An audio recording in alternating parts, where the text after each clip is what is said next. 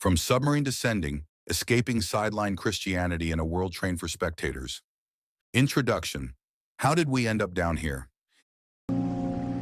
It started with light. Imagine peering through the thick glass of a small submarine. The surface of the ocean glows above you like liquid sapphire, refracting sunlight into dancing beams that ripple through the water. The coral reef just beneath teems with radiant life.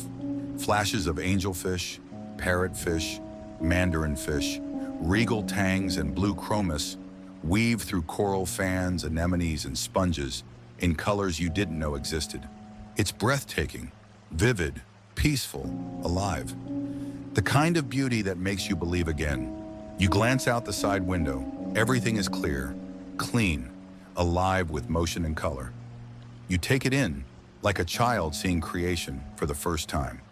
The submarine drifts. Almost imperceptibly, it begins to descend. Just a little. Still beautiful. Still close enough to the surface to catch the light. Still colorful, but slightly less so. The coral fades.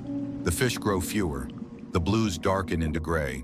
And slowly, without warning or resistance, the submarine continues downward.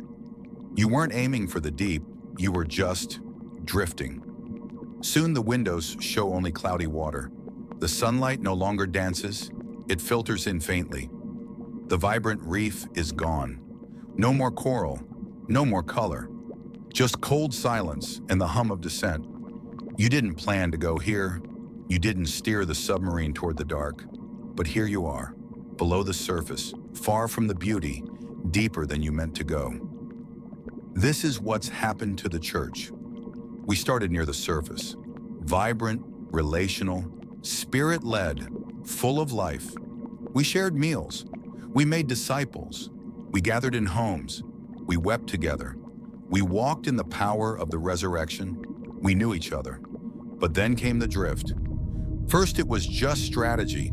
How do we reach more people? Then it became scale. How do we grow what we've built? Then it became spectacle. How do we keep them coming back? The church that once fed sheep the bread of life began offering a shinier, sweeter substitute. The food was flashier, more exciting, but it wasn't nourishing. It looked good, felt good, but lacked the depth needed to sustain spiritual health. Sheep were being fed goat food. It filled their stomachs, but not their souls. The shows got bigger, the lights got brighter, but the actual disciples and disciple makers, they got smaller. We're now decades into the drift, and the statistics don't lie. The statistic that stopped me cold.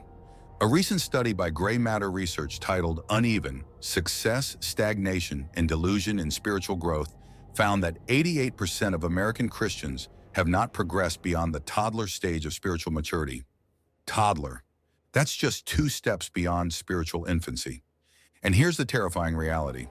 If the vast majority of those gathered in our churches are stuck at the toddler stage, then new believers will assume that's what spiritual maturity looks like.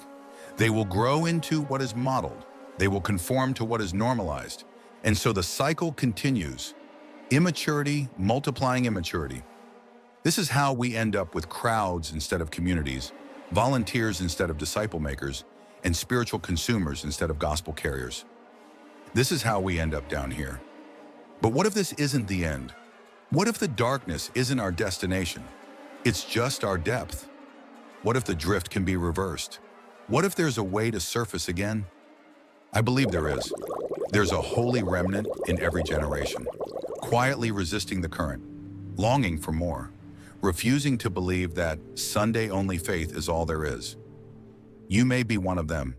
This book is written for the submarine leader who wants to rise again, for the weary shepherd who can't shake the feeling, this can't be what Jesus had in mind, for the pastor who's mastered programs but longs for power, for the believer who's tasted the bread of life and wants to feed others.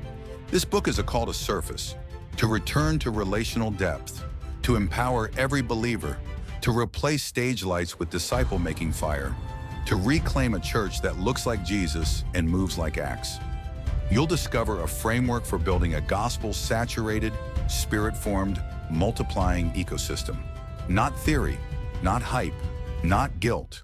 Real tools, real stories, real freedom. This isn't just a book. It's a surface break. We weren't called to survive. We weren't saved to sit. We were called to multiply. So here's the invitation. Open the hatch, climb toward the light, and rise until the kingdom of God floods the streets, homes, schools, and neighborhoods once again. Let's leave the submarine behind and let the blaze begin.